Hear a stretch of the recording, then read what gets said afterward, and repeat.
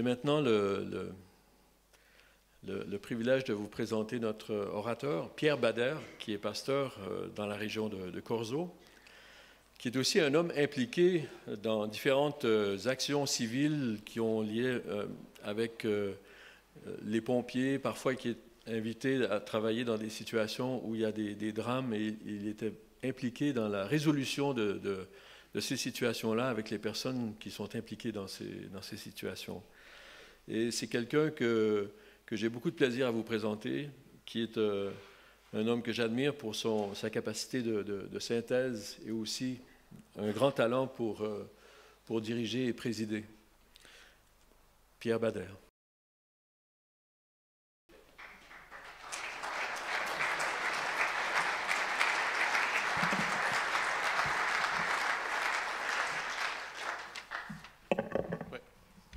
Ouais, officier, pas tellement. Enfin oui, je suis officier pompier, mais aussi à l'armée, mais ça c'est une vieille histoire. Aujourd'hui, il n'y avait pas une télécommande à me donner. Voilà, merci.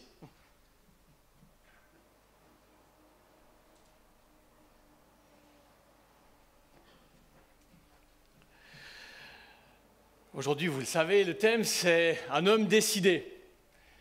Mais j'aimerais commencer en vous parlant d'un homme pas décidé. Et vous parler d'une histoire que j'ai vécue il y a quelques mois. Je faisais du patin à roulettes avec mes deux plus jeunes, dans une jolie pente au bord du lac Léman, comme ça. Et puis une de mes filles est arrivée en bas, et pendant que j'essayais péniblement de descendre la pente sans me casser la figure, ma fille m'a dit « Chiche que tu n'oses pas descendre tout droit ». Puis comme je suis un peu sensible à ce genre de choses, j'ai dit « Chiche ».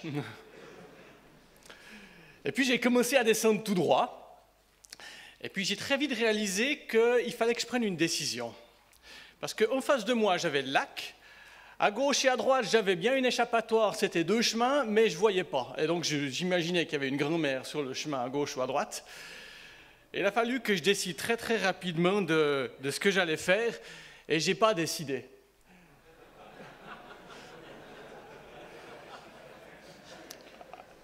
Et ça a donné à peu près ça. Et puis l'autre jour, je lisais dans un autre domaine un article de M. Pachauri, qui est le co-lauréat du prix Nobel de la paix avec Al Gore, lui qui dirige donc ce qu'on appelle le GIEC, le groupe d'experts intergouvernemental sur les questions climatiques. Et cet homme disait ceci dans un article dans Le Figaro. L'article s'appelait « Si nous ne faisons rien ». Et je trouvais génial par rapport à notre journée. Avant de parler de la décision, parlons de si on ne faisait rien, si simplement on laissait aller les choses.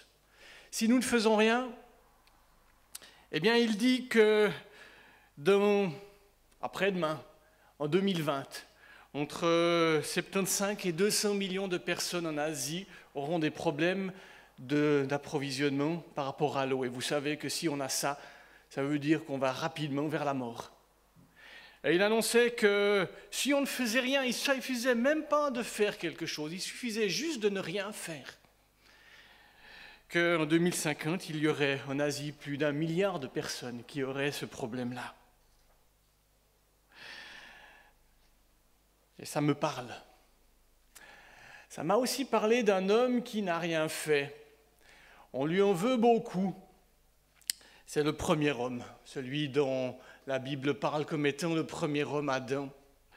Vous savez qu'on a tous, et on est dans une journée masculine, on ose le dire, on a tous dit qu'Ève avait quand même fait une sacrée bêtise. Hein, et qu'on se demandait ce qui avait bien pu lui passer par la tête. Et puis en lisant un livre d'un auteur américain qui s'appelle Larry Crabb, et qui a écrit un livre qui s'appelle « Le silence d'Adam », j'ai réalisé avec cet auteur que lorsque Adam était présent, lorsque Ève a fait sa bêtise, Adam était présent. Le texte le dit très clairement, Adam était juste à ses côtés lorsqu'elle a pris sa décision. Et il n'a rien dit, et il n'a rien fait, et il n'a rien décidé. Il a juste laissé faire. Et voilà qu'un de ces événements fondateurs de l'humanité a comme ça pu avoir lieu parce que simplement cet homme n'a rien fait. Il était indécis. J'étais il y a quelques jours à Jérusalem, au cœur de ce conflit palestinien et israélien. Et à Jérusalem, profitons là aussi de relire des textes qui essaient d'expliquer et de donner les raisons de ce conflit. Et il y a ce récit. Vous savez que le peuple arabe et le peuple juif se sont séparés lorsque Abraham a reçu de sa femme la proposition, puisqu'elle ne pouvait pas avoir d'enfant, la proposition d'aller vers la servante et puis d'avoir un enfant avec cette servante. Et le texte de la Genèse nous dit... Ça marche ? Ça marche, machin, c'est magnifique. Non, ça ne marche pas. Dans quelle direction ? Voilà. Le texte de la Genèse nous dit simplement que sur la proposition de Sarah, sa femme, Abraham laissa faire. Il écouta la voix de sa femme. Alors, c'est bien d'écouter la voix de sa femme, hein, on est d'accord. Ce qui est intéressant dans cette histoire, c'est qu'il a laissé aller simplement. Il savait que ce n'était pas juste. Il avait reçu une promesse de Dieu comme quoi il aurait, lui et sa femme, un enfant. Et que de cet enfant viendrait une progéniture qui bénirait la terre entière. Pierre Ramet en parlera cet après-midi. Et cet homme a simplement laissé faire. Et lorsque, plus tard, il va y avoir le conflit qui va commencer entre cette femme légitime et l'esclave qui porte l'enfant d'Abraham, Abraham va de nouveau lui dire de faire ce qu'elle veut avec son esclave. Et parce que vous avez là un homme qui n'a pas décidé, eh bien vous avez une des seules choses sur lesquelles les Palestiniens et les Juifs sont d'accord, c'est l'origine de leur conflit. Ils le font remonter à cet endroit-là, historiquement parlant. Pas dans le temps moderne, mais dans les racines très profondes de leur conflit. C'est ce conflit entre cette servante qui va enfanter Ismaël, le père de la nation arabe, et puis Sarah, qui va enfanter le père de la nation juive. Tout ça parce que simplement on a décidé de ne rien faire, ou on n'a pas décidé. Oups, là, j'ai un peu vite. Et il y a ce verset assez génial dans l'Ecclésiaste qui dit « Celui qui observe le vent ne sèmera pas, et celui qui regarde les nuages ne moissonnera pas. » Alors c'était la petite introduction que j'avais envie de faire à cette journée sur la décision, en parlant de l'indécision et du poids et du prix qu'on peut porter, des fois sur des générations entières, simplement parce qu'on n'a pas pris position, parce qu'on n'a pas décidé. Et vous êtes tous dans vos histoires, comme dans mon histoire, aussi de ceux qui avons dû décider, ou plus exactement subir les non-décisions de ceux qui nous ont précédés. D'où l'importance d'un homme décidé. Voilà pour mon introduction. J'avais envie de faire une petite parenthèse. C'est une petite parenthèse qui, moi, m'a été utile dans ma vie pour comprendre comment les choses fonctionnent. Parce que quand on dit un homme décidé, on pourrait aussi avoir tendance à prendre tout le poids du monde sur nos épaules en disant « il faut que je décide. Mon Dieu, aie pitié de moi. » Et on voit la totalité des problèmes et on se dit que c'est ingérable. Et qu'on n'arrive pas, qu'on n'a pas les moyens de décider et d'influer sur ce qui est autour de nous par nos décisions. Alors un jour j'ai vu, c'est pas dans la Bible, mais ça m'a été vachement utile, ce petit schéma que je vous ai refait là. Un schéma qui nous dit, ces 3 cercles concentriques, ils représentent notre vie. Et puis la personne qui me montrait ce schéma m'a dit, tu sais, et ça m'a libéré. Ce que tu vas décider tout seul, c'est qu'une petite partie. C'est cette partie-là. Celle-là, tu peux la décider. La plupart des choses dans ta vie, tu ne vas pas les décider tout seul parce que tu es marié, parce que tu es père de famille, parce que tu es responsable avec d'autres de faire les choses. Ce sont les choses qu'on voit ici. Et puis, cet homme qui était un dirigeant m'a dit, et puis si tu veux vivre heureux, il faut que tu réalises qu'il y a encore un cercle probablement encore plus large dans ta vie. C'est des choses sur lesquelles tu n'auras aucune influence. Alors je vous le dis juste comme ça. Moi, ça m'a aidé quand je devais prendre des décisions, juste de me dire dans ma tête, elle est où cette décision? Ce problème, je le situe où? Dans le cercle de ce que je peux décider tout seul, dans le cercle des choses que je vais peut-être pouvoir influencer au mieux, où est-ce que cette chose, ce problème, cette question se situe dans un domaine où je ne peux que prier, regarder, intercéder? Alors voilà, j'avais juste envie de vous montrer ça, pour non plus qu'on ne se mette pas sur nos épaules des choses qui ne nous permettent pas de vivre finalement, parce qu'on se met des fardeaux trop lourds. J'ai commencé en vous parlant du prix de l'indécision et en vous montrant une photo, enfin une radiographie d'une fracture du genou. Et en vous parlant de tout ce qui, dans nos vies, autour de nous, sur cette terre, fait qu'il y a des gens qui vont vivre et d'autres qui vont mourir si nous ne savons pas décider.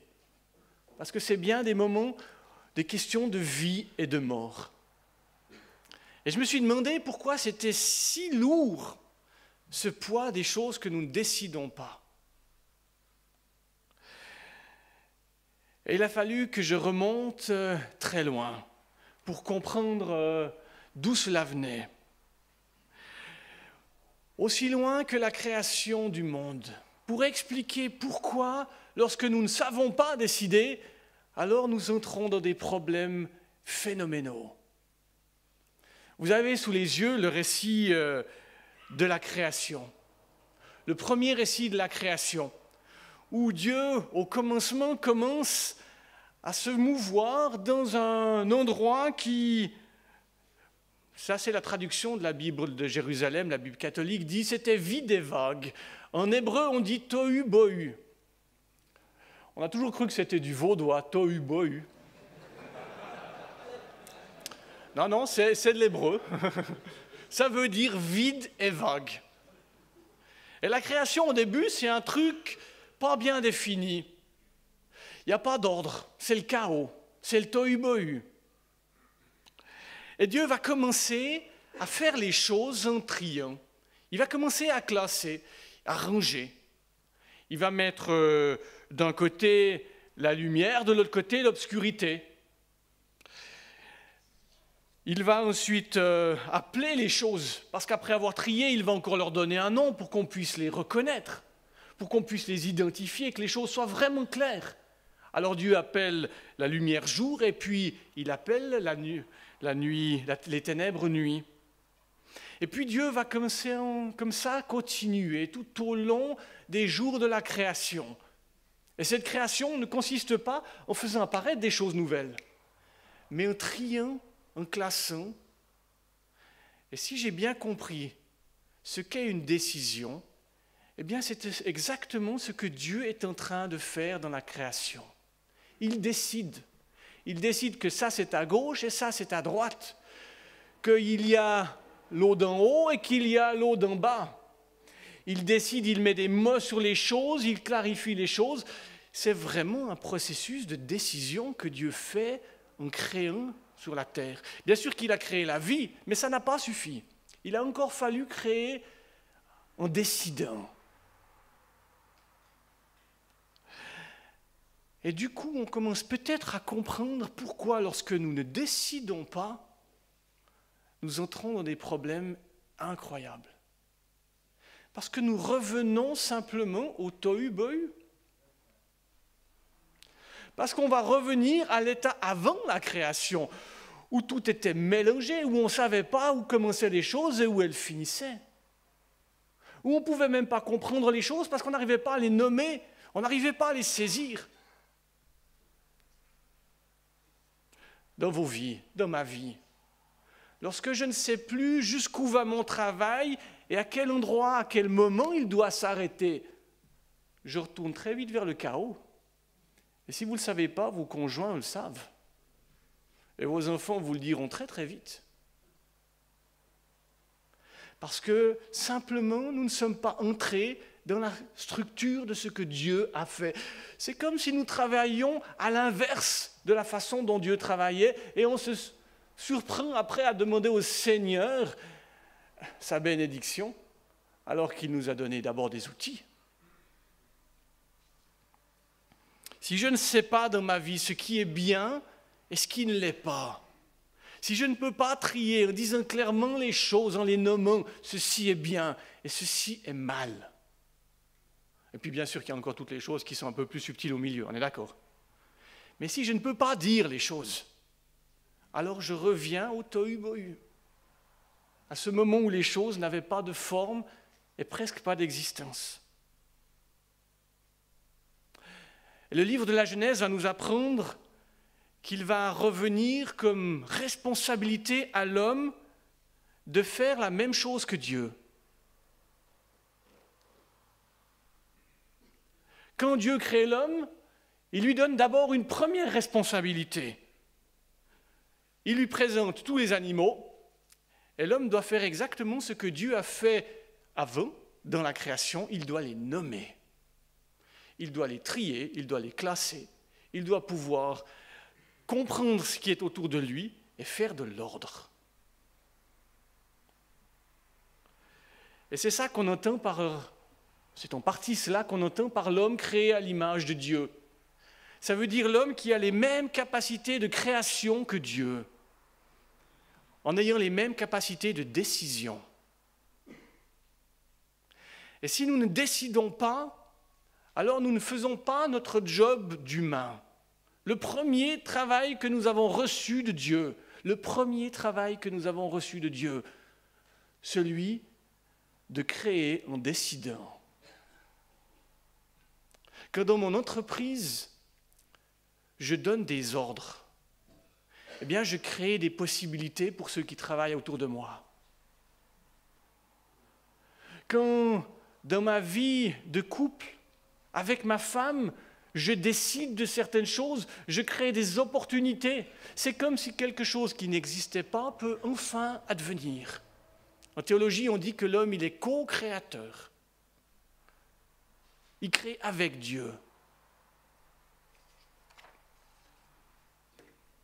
Quand dans ma famille, je décide, alors bon, de nouveau, peut-être pas tout seul, ça risque de pas aller, mais quand je décide d'aller en vacances à Pétaouchnok, eh bien, je crée une possibilité de vivre quelque chose en famille qui n'aurait jamais eu lieu si j'avais rien décidé, et puis si on était resté à la maison. Et voilà que des nouvelles choses vont pouvoir arriver, parce que j'ai décidé, parce que j'ai classé, parce que j'ai mis des choses en place, parce que j'ai fait mon travail de créateur, à l'image de mon Seigneur, de mon Créateur qui est celui qui a fait de l'ordre pour que ça soit vivable. En fait, on pourrait presque dire que le terme « un homme décidé », c'est le thème de la journée, c'est presque dire deux fois la même chose. Puisque la première responsabilité de l'homme, de l'humain, mais de l'homme aussi, c'est de décider. Et si nous ne décidons pas, bien nous ne sommes simplement pas humains.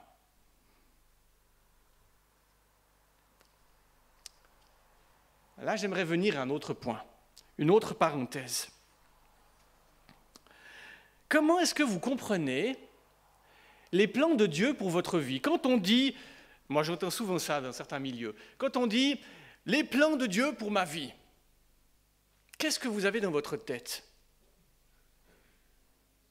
Alors souvent, pas toujours, mais souvent c'est « le Seigneur a pour moi un plan,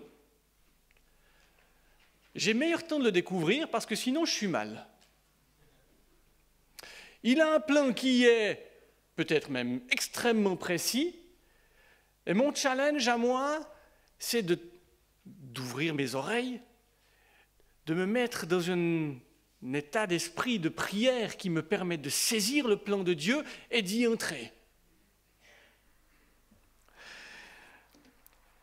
J'avais envie de dire, il s'agit simplement de comprendre et puis après d'obéir.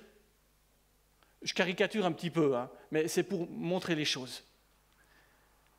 Et je me demande vraiment si c'est ça les plans de Dieu pour nos vies. Parce qu'à ce moment-là, on n'aurait pas appelé cette journée un homme décidé, mais on aurait appelé ça un homme obéissant, uniquement. Est-ce qu'avec Dieu, la seule façon d'être en relation, c'est de l'obéissance? Alors oui, c'en est une, importante, essentielle. Mais est-ce que c'est la seule façon que nous avons de collaborer avec lui? Est-ce que de temps en temps, le travail avec Dieu, ça ne ressemblerait pas plutôt à du travail d'équipe? Des moments où on discute, où on se met d'accord sur des projets, où on soumet des projets à Dieu en disant « Tu sais, j'ai une idée, Seigneur. » Et où le Seigneur, Pierre Hamel disait tout à l'heure dans la prière, de temps en temps, il nous obéit. Ça fait bizarre quand même que le Seigneur nous obéisse. Il ne nous obéit pas parce qu'on est plus puissant ou plus intelligent que lui. Il nous obéit parce qu'on est dans ce travail où il nous a confié une responsabilité et où il honore la responsabilité qu'il nous a donnée. Quand j'étais gamin, on me chantait une chanson, « Mon auto, Jésus la guide ». Vous la connaissez? Ah, voilà. Mon auto, Jésus la guide, sûrement, avec lui je file, en chantant. Danger, péril, je ne les craindrai plus, car au volant sont les mains de Jésus. Quelle horreur!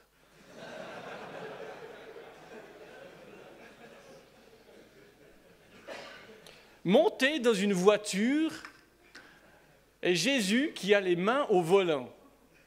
Moi, je ne sais pas, mais j'aurais une fâcheuse tendance à vouloir mettre ma main aussi sur le volant. Et on voit qu'on a de la peine à imaginer, avoir un concept un peu clair, des façons de collaborer avec Dieu. Bien sûr qu'il y a l'obéissance, je le dis. Ça fait partie de notre statut de fils et de fille de Dieu. Mais il n'y a pas que l'obéissance. Il y a d'autres façons aussi d'entrer en relation avec lui, de collaborer avec lui, de co-décider avec lui, de le suivre. Je ne sais pas quel mot il faut mettre. Mais je trouve essentiel que nous ayons un symbole, une idée assez claire là autour. Est-ce que c'est nos vies, Jésus les mains sur le volant, puis nous on suit seulement? Est-ce que c'est que ça, la façon de vivre avec le Seigneur pour décider dans nos vies? Ou est-ce qu'il y a d'autres manières d'être? Alors, comme vous avez été très obéissants jusqu'à maintenant, je vous offre 3 minutes de récréation. J'aimerais que... Hop. Il est où le machin? Là-bas? Ah, voilà. Par 2, en 3 minutes. Vous puissiez simplement vous dire quelles images vous utiliseriez pour décrire votre, je ne sais pas comment on dit, collaboration, obéissance, coaction, suivance, pour les décisions que vous prenez. Quelle image vous prendriez? C'est Jésus avec ses mains sur le volant ou c'est une autre image? Alors, prenez votre voisin d'à côté, 2 ou 3, c'est égal, et puis on se fait juste 3-4 minutes comme ça pour se faire une idée. Je vous laisse causer. Quelle image utiliseriez-vous pour décrire votre collaboration avec le Seigneur pour les prises de décision? Si on a une image claire dans nos têtes, alors ça nous aide lorsqu'on est au fait et au prendre. Je vous ai dit tout à l'heure que ça faisait partie de la première mission de l'homme de prendre des décisions, ce que nous révèle la Genèse. Et j'avais envie de vous montrer ce tableau qui s'appelle Ecce Homo. Ecce Homo, c'est en latin, dans la Bible latine, les mots que Ponce Pilate prononce lorsqu'il présente Jésus à la foule. Voici l'homme. De nouveau, j'étais à Jérusalem et il y avait le couvent Ecce Homo, le couvent Voici l'homme. On trouve ça dans l'évangile de Jean au chapitre 19. Et quand Pilate veut dire ça, il dit dans sa bouche et dans sa tête, probablement ça voulait dire voilà le gaillard dont je vous ai parlé. Et puis nous, quand on a entendu et relu ces mots, on s'est dit non, c'est pas ça que ça voulait dire. Ponce Pilate, il a été prophétique sans le savoir. En disant voici l'homme, Ponce Pilate, il était en train de dire voici celui qui est vraiment un homme. Je vous présente Jésus, celui qui, par toutes les fibres de son être, est le plus pleinement homme. Dans tout ce que ça peut vouloir dire, de toutes les dimensions de son être. Celui qui, dans sa faiblesse et avec la couronne d'épines qu'on lui a mis sur la tête, a été homme jusqu'au bout. Voici, en termes modernes, on dirait, voici le prototype de l'humain. Voilà ce que Ponce Pilate, sans le savoir, a dit en présentant Jésus. Jésus, c'est le Fils de l'homme, à la fois pleinement humain et pleinement Fils de Dieu aussi. Nous, dans nos têtes, on les oppose. On ne peut pas être pleinement humain puis pleinement de Dieu. Pourquoi ? Parce que notre propre nature humaine, elle nous pousse loin de Dieu. Et on n'arrive pas à comprendre que la nature humaine de Jésus, il le poussait vers Dieu. Et que Dieu nous a créés pour que fondamentalement notre nature, avant le péché bien sûr, puisse nous pousser vers lui et pas nous retirer de lui. Alors on met d'un côté le ciel et on met de l'autre côté la terre parce qu'on n'a pas compris qu'en Jésus, ces choses sont unies. Et qu'on peut vivre les deux pleinement, sans les opposer. Jésus, vous le savez, c'est l'homme aussi à qui l'on regarde lorsqu'on veut comprendre comment vivre nos vies d'hommes sur cette terre. Alors, pour aborder à travers l'exemple de Jésus la question de la décision, j'ai choisi de vous raconter une des histoires de l'Évangile. On est dans les chapitres 7 et 8 de l'Évangile de Jean. Je vous raconte un peu le contexte. Jésus a du succès parce qu'il fait des miracles. Il est en Galilée, au nord. Et les disciples autour de lui le poussent un peu à surfer sur cette vague, à profiter du coup médiatique. Et lui disent qu'il doit aller de l'avant. Et Jésus va alors simplement leur répondre ceci. Le moment n'est pas encore venu pour moi, pour vous, tout moment est bon. Ça, c'est le premier problème qu'on a, nous, quand il faut décider. C'est non seulement de savoir ce qui est juste, mais de savoir quand c'est juste.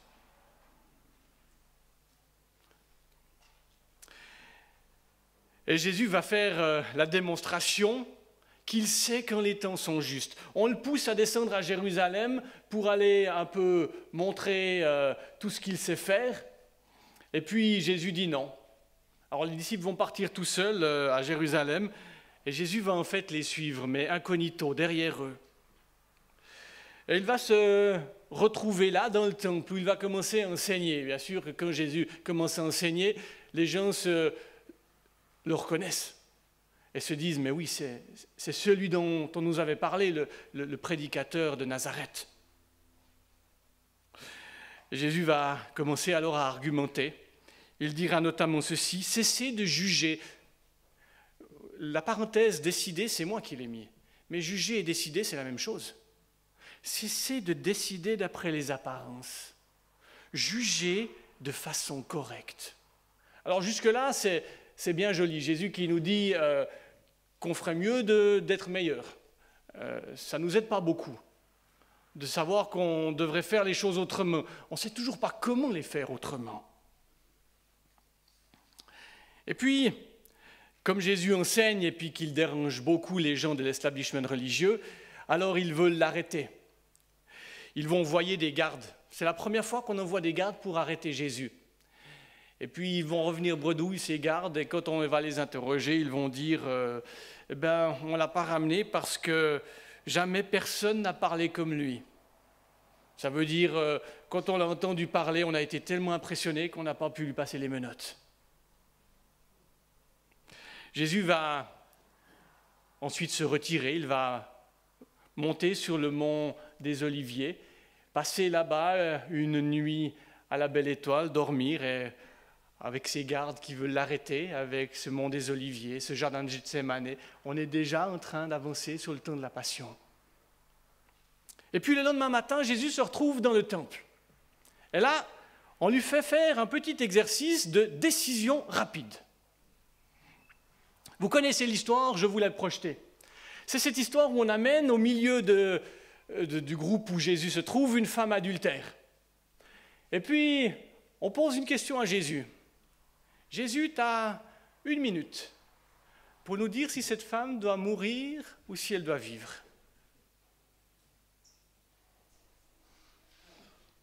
Et Jésus se tait. Et les gars sont autour de lui, ils ont les pierres, probablement qu'ils sont en train de faire comme ça, avec les pierres dans la main. Et Jésus doit sentir le regard de cette femme qui sait qu'il ne lui reste peut-être plus que quelques minutes à vivre. Et Jésus doit prendre une décision. Que dis-tu? Qu'est-ce que tu en penses, toi? Et vous connaissez la réponse de Jésus, elle est tout simplement géniale. Il va dire à ces hommes que celui qui n'a jamais péché lui jette la première pierre. Dit autrement, l'exercice de prise de décision est passé avec brio et mention.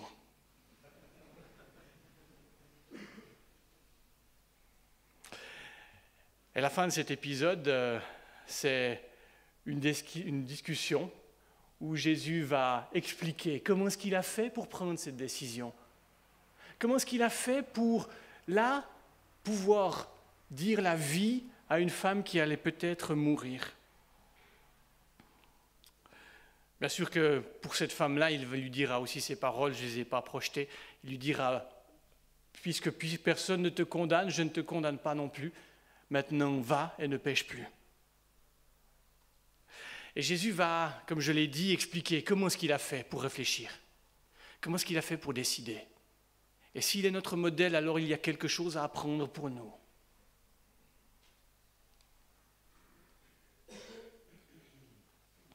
Il dira ceci, « Je suis la lumière du monde. Celui qui me suit aura la lumière de la vie, et il ne marchera plus jamais dans l'obscurité. » C'est-à-dire, si vous voulez prendre des bonnes décisions, mes amis, vous avez intérêt à être éclairés. Parce que vous n'avez pas les moyens en vous-même de prendre des bonnes décisions.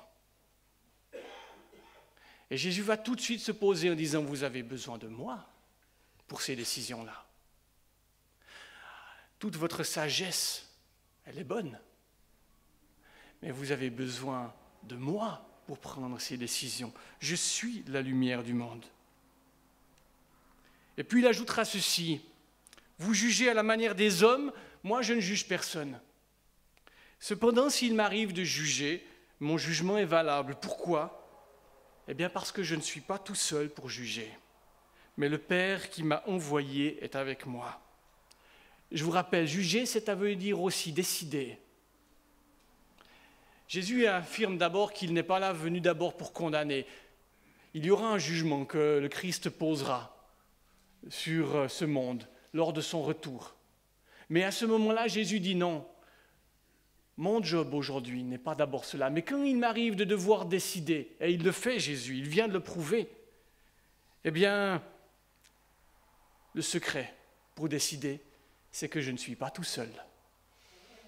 Je ne suis pas tout seul, parce que mon Père est avec moi.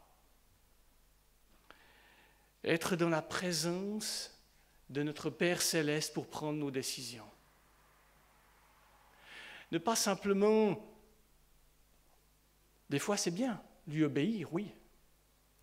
Mais la plupart du temps, enfin je ne sais pas si vous êtes comme moi, mais la plupart du temps dans ma vie, je n'ai pas eu d'abord pas d'obéissance au sens où le Seigneur m'avait dit tu fais ceci.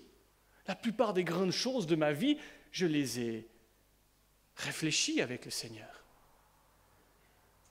En me tenant dans sa présence, pendant des jours et des mois ou même des fois des années. Comme Jésus qui dit, moi, lorsque je juge bien, parce que mon Père est avec moi.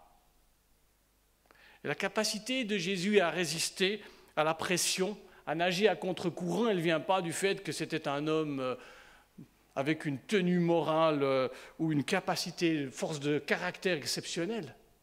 Elle vient, nous dit-il, du fait qu'il est dans la présence de son Père. Elle lui vient de sa relation. Rappelez-vous l'histoire. Les gens sont là autour de Jésus, en train de faire tourner les pierres qu'ils vont utiliser. Et ils demandent à Jésus une décision. Je vous rappelle que le jour d'avant, ils ont envoyé les gardes pour le tuer. Et maintenant, ils sont autour de lui avec les cailloux dans la main. Il ne faudra pas longtemps avant qu'on change de cible. Et d'ailleurs, si vous lisez le chapitre 8 de l'évangile de Jean jusqu'au bout, vous verrez qu'ils vont changer de cible à la fin du chapitre. Et qu'ils vont vouloir prendre ces cailloux pour les jeter sur Jésus. Il va devoir s'enfuir. C'est non seulement la vie de cette femme, mais c'est la vie de Jésus qui est en jeu en ce moment.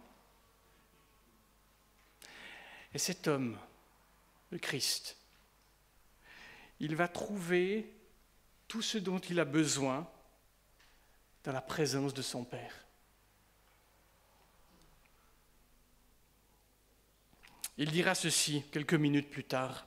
« J'ai beaucoup à dire et à juger à votre sujet, mais j'annonce au monde seulement ce que j'ai appris de celui qui m'a envoyé.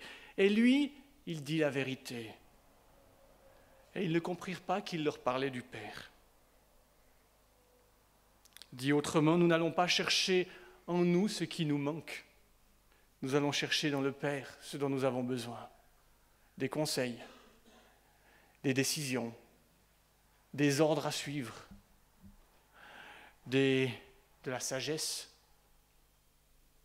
Être pleinement des hommes responsables et décidés ne consiste pas à penser que nous sommes capables. Elle consiste à nous tenir, nous, jour et nuit, dans la présence de notre Père. Et pourquoi est-ce que c'est si important cela ?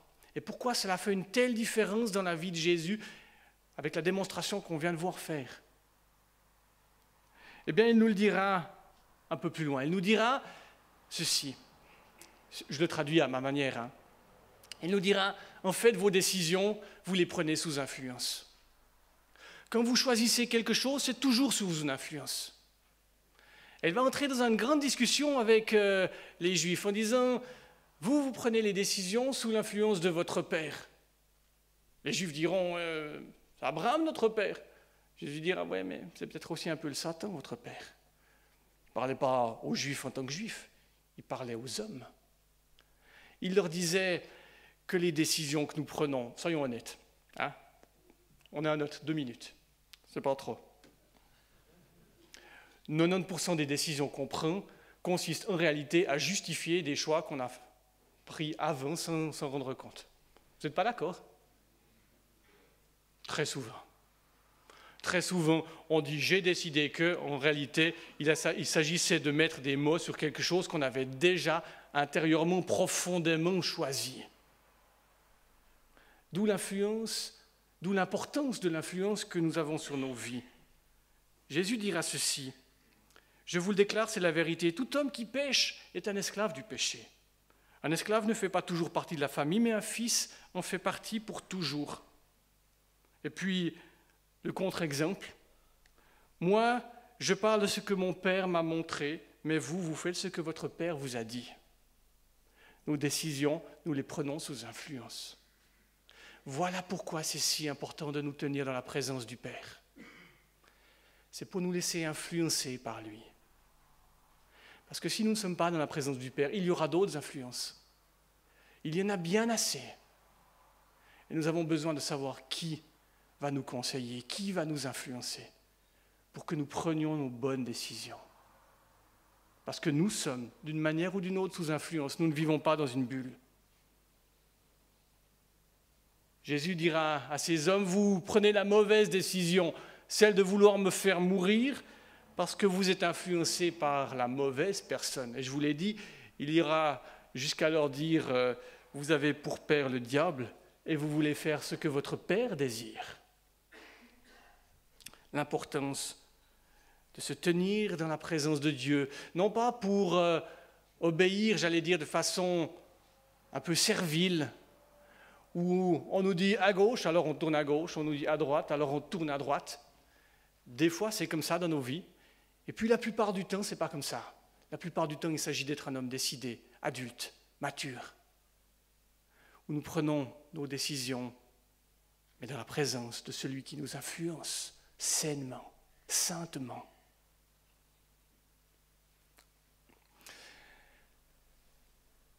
Voilà un homme décidé. Et puis j'avais envie de terminer avec une dernière chose. Cet homme décidé, Jésus, par excellence, l'homme, voici l'homme. À quoi ça l'a mené, cette capacité d'être influencé par son Père pour décider des choses? Nous, dans nos théologies, des fois, on se dit, si je suis dans la volonté de Dieu, alors je suis aussi dans la bénédiction de Dieu. Ça, c'est juste. Si je suis dans la volonté de Dieu, alors mes décisions vont porter du fruit. Je ne suis pas sûr.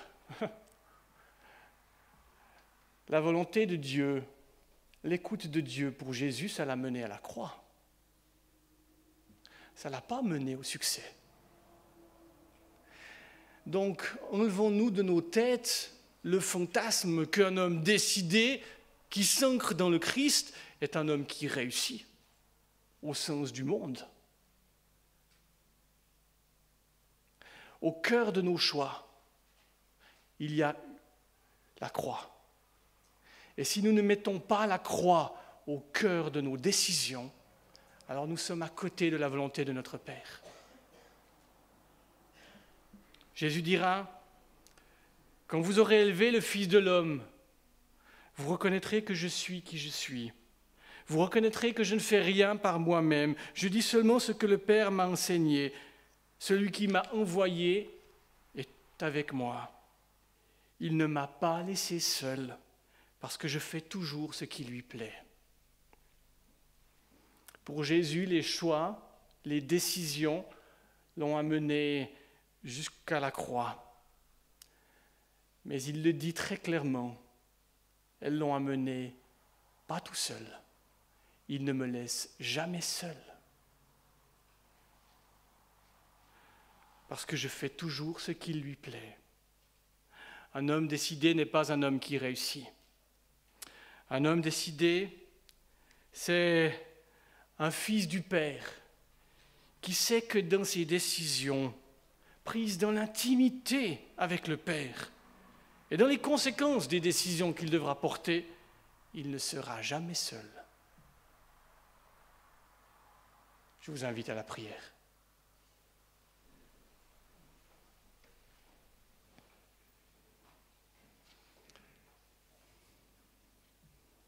Nous venons devant toi, Seigneur, ce matin, en te disant ce que nous savons faire, en te disant ce que nous ne savons pas faire. Nous venons devant toi, Seigneur, ce matin, avec toutes nos capacités, celles que nous avons pu développer au cours de notre vie et que nous voulons pouvoir aussi reconnaître. Mais nous venons devant toi aussi avec toutes nos incapacités.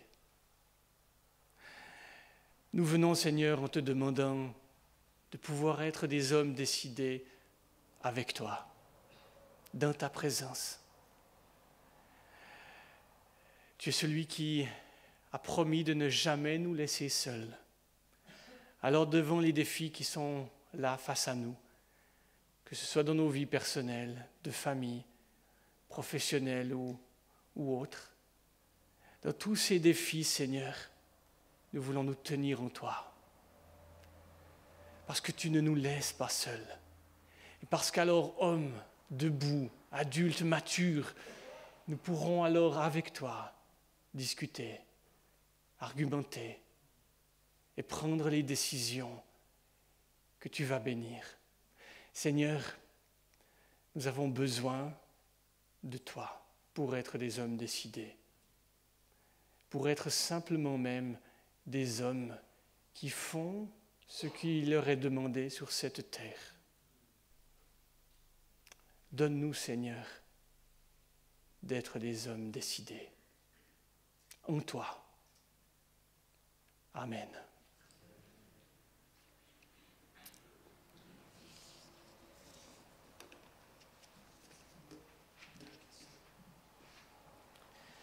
Merci.